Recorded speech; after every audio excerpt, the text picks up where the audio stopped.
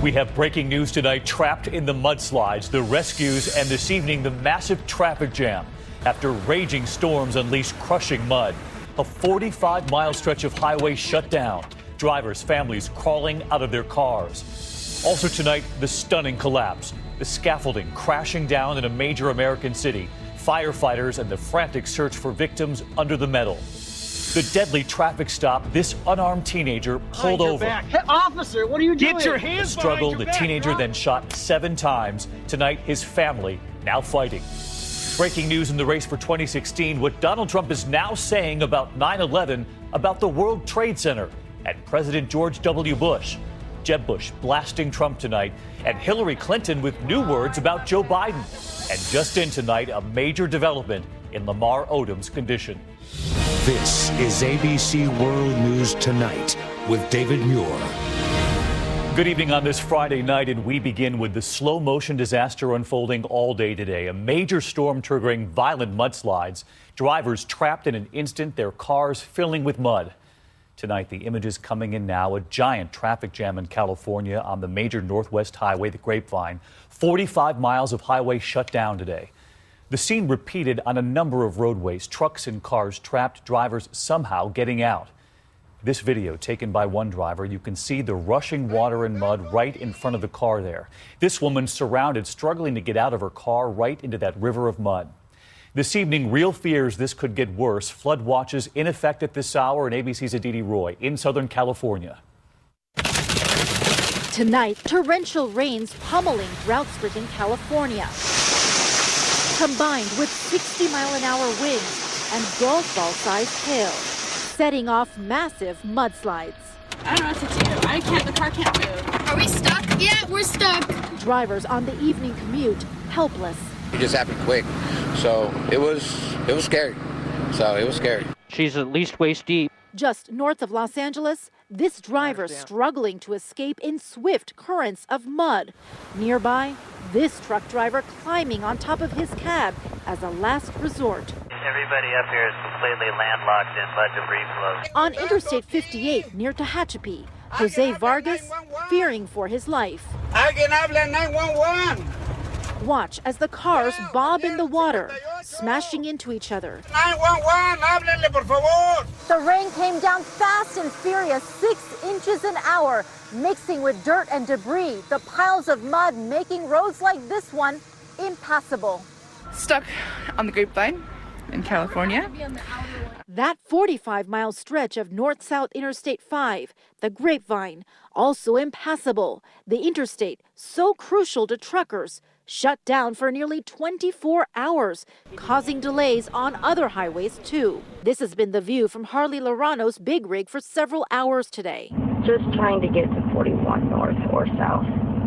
It's ridiculous. Traffic for miles behind a graveyard of cars and trucks. And you can see it's still a mess here with cars buried deep. The fear now is that even more loose gravel and debris will tumble down the hillside. It's a miracle no one was killed or seriously injured. The whole area is under a flood watch again tonight. David? Aditi Roy leading us off tonight. Aditi, thank you. And this system stretching across the Southwest and causing problems elsewhere at this hour. Take a look at this. Drivers blinded in Chandler, Arizona. This image of a dust storm, also known as a haboob, moving in just as we were coming on the air tonight. Problems really in so many places with this same system. Let's get right to meteorologist Rob Marciano, because as we heard from Aditi there, the threat for this mud situation is only getting worse tonight. Yeah, David, the flow really hasn't changed much, so the same areas could get hit. It has expanded, so we're moving some of this rainfall to the east. You showed that dust storm, and that's part of the reason we're seeing those thunderstorms in through Phoenix, kicking up winds to 50 miles an hour, kicking up that dust. We have flash flood watches now that include Arizona, Utah, and Nevada right through the weekend. All right, on the watch through the weekend. In the meantime, the first real taste of winter in the center of the country and in the east. Yeah, the coldest stuff so far. We've got 20 states that are under freeze and frost advisories from the Northeast back through the Great Lakes. Look at Indianapolis and Cincinnati into the 20s tomorrow. Then on Sunday, we move it to the east a little further. Pittsburgh, Buffalo, and D.C. will be sub-freezing, and even a couple inches of snow possible across the Great Lakes. Rob Marciano with us tonight. We'll be watching this weekend. In the meantime, we move on this evening and to Houston now, and to another emergency playing out today, an accident at a construction site. Scaffolding alongside a 7-story building came crashing down, trapping people below. A frantic rescue followed to get the workers out, and here's ABC's Gio Benitez. Tonight, a mangled mess of metal after a massive collapse in downtown Houston. Whenever I got there, it was a lot of dust. 6 construction workers building a new luxury apartment complex injured when the scaffolding came crashing down. First responders carried this worker away on a gurney. Very scary, knowing that, there's people working, on the scaffolds, and knowing that all that fell down it's really sad and it's really scary. The building developer posting on social media, "We are grateful to the first responders on the scene and pray that everyone is okay." The workers were lucky to have survived. In another scaffolding collapse in Raleigh, North Carolina this past March, 3 people killed and 1 injured. Meanwhile, in Houston, police say the 6 workers have significant injuries, but the good news tonight, they are all expected to recover. Gio Benitez, ABC News, New York. Gio, thank you. To Michigan this evening and to a troubling new case of a traffic stop that turned deadly. An unarmed teenager shot 7 times by police. The case involving this 17-year-old pulled over by a sheriff's deputy for flashing his headlights. Less than 6 minutes later, he was dead. The deputy not charged. Tonight, the boy's parents are fighting back. They're now suing. And this video from the officer's body camera will be a key piece of evidence. ABC's Alex Perez in Michigan with what the video shows. Please, pulled you over today because you flashed me. I didn't even have my brights on. Yes, you did, sir. Nope, I didn't, partner. The encounter quickly turning deadly after Sergeant Jonathan Frost pulled over 17-year-old Devin Guilford in central Michigan for flashing his lights. Driver's license, registration, proof of insurance, please. I don't even know you're an officer. But instead of handing over his driver's license, the teen starts recording the February encounter with his cell phone, his video on the left. The situation heats up. You right now are refusing to give me your ID.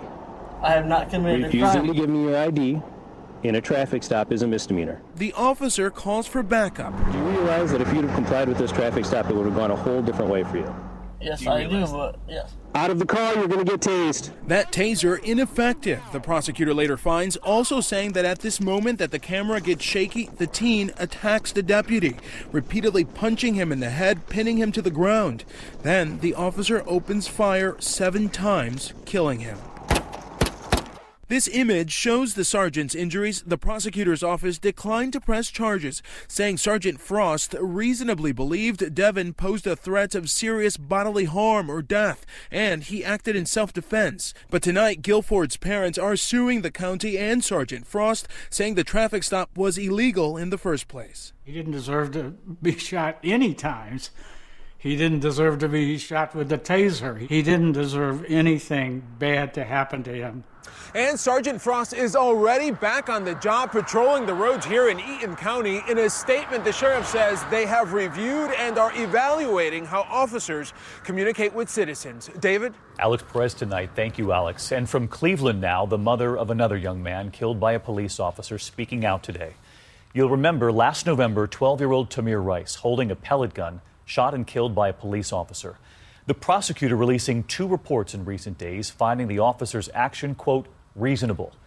Today, the boy's mother calling for the prosecutor to step down now, saying it's been, quote, almost a year now, no justice, no peace. Next to the race for 2016 tonight, Donald Trump and what he said today about 9/11, about the World Trade Center, and former President George W. Bush.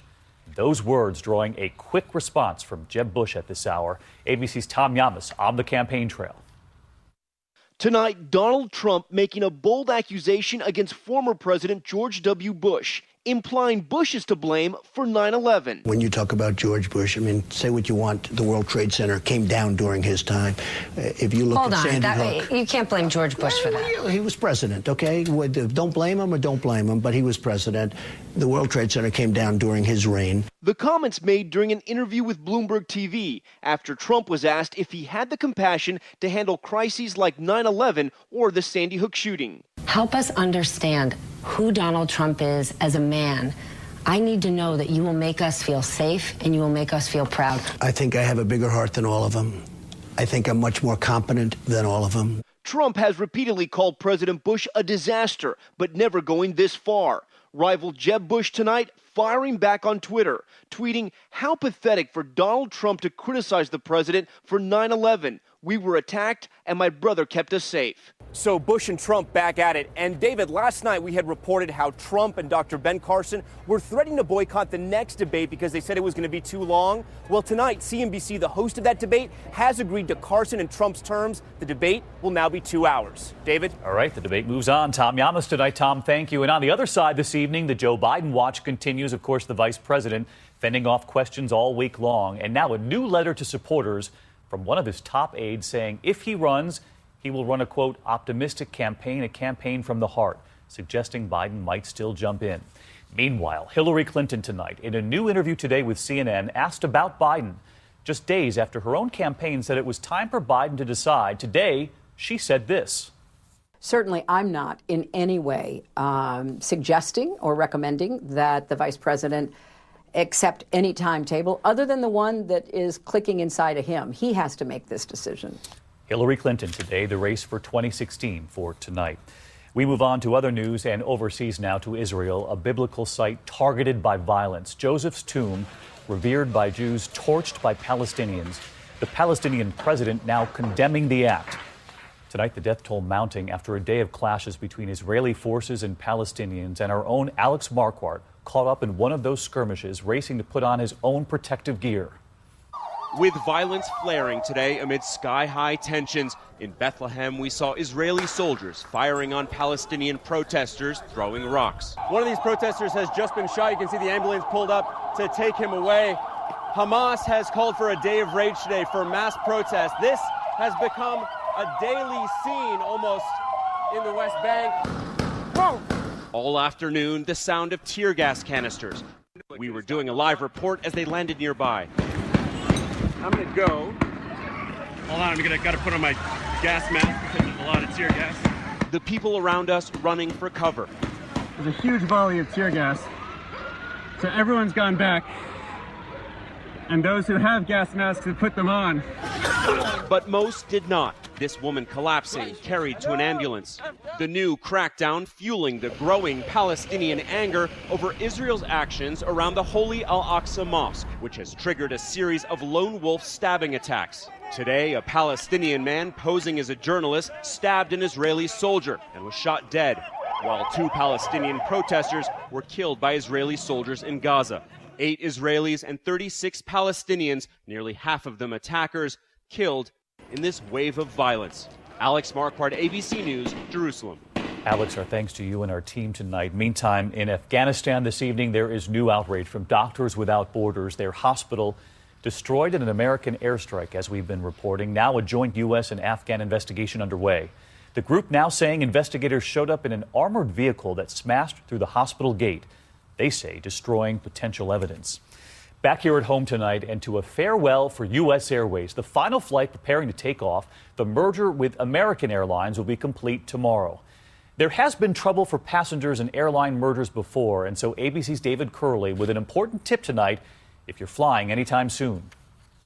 Tonight, Flight 1939, the year U.S. Airways started, is in the air. There were balloons, signs, and a 13-year-old who talked his parents into letting him fly the 4-stop final flight trip. I really wanted to be a part of aviation history. History memorialized in selfies as the merger with American Airlines is completed, creating the world's largest airline. It has been a decade of mergers, from 9 airlines to now just 4 major carriers. Consolidation, limiting competition, which experts say will mean higher ticket prices. This is not a good thing. One of the things that keeps prices down historically on tickets has been competition. American hopes to avoid problems as it merges all those reservation and computer systems, saying its employees have undergone 1 million hours of training to prepare. The only thing that was confusing is we had an American ticket and they sent us to U.S. Airways. American suggests if you're flying in the next couple of days to check in and print out a boarding pass at home before you go to the airport. David? Great advice tonight. David Curley, thanks. To the index of other news tonight, and we have new information about Lamar Odom's condition, the former NBA champ fighting for his life. ABC News learned from a representative of his aunt that he opened his eyes today, gave a thumbs up, and said good morning. He was found unconscious outside Las Vegas on Tuesday. Calls to 911 claim he had been taking drugs. His estranged wife, Khloe Kardashian, remains by his bedside. Prince William's touching tribute to his mother, the late Princess Diana. His emotional speech at the charity she supported for those who've lost loved ones. He described his own loss at the age of 15, saying grief is the most painful experience that any child or parent can endure. Now a father of two himself, he says he will continue his mother's commitment to the charities she so often helped. And baseball's longtime underdogs begin their showdown this weekend. We can't wait. Mets fans gearing up for the National League Championship Series after their team beat the Dodgers last night, and the long-suffering Cubs fans, they're ready too. The winner, of course, moves on to the World Series, something the Cubs haven't won since 1908. And finally tonight here, we take a moment to remember one of our own. She was just 31, but she left us with so many gifts. Hi, my name is Jamie Zimmerman, and I'm a physician, a journalist, and a writer. Her smile and her calming presence were both known by all of us here in the newsroom. Jamie Zimmerman was a doctor who came to report here with our medical unit. She was behind the scenes, but what a mark she quietly made while here. It was this past week she posted this image on her Facebook page, that smile again, this time looking out off Kauai. We later learned she slipped on some rocks at the mouth of a river and was swept out to sea. Jamie was just 31, but she made all of us a bit calmer in a place where nerves and deadlines usually win the day. Teaching meditation is a passion of mine. This is something that really is my calling. It feels like why I'm here on this planet. Jamie wrote this just a few weeks ago. Each moment of our lives is like a grain of sand in an hourglass, part of a finite supply. Each moment is unspeakably precious. Her mother on Facebook this week. This is a post I never thought I would have to write. She loved people above all else. It was her passion to be of service. Sweet dreams, my darling daughter. Her daughter reminded us all to savor the moments and to respect every deep breath, every pause, those gaps. We can't always choose what happens to us in life, but we can choose our response if we learn to get into the gap. Thank you.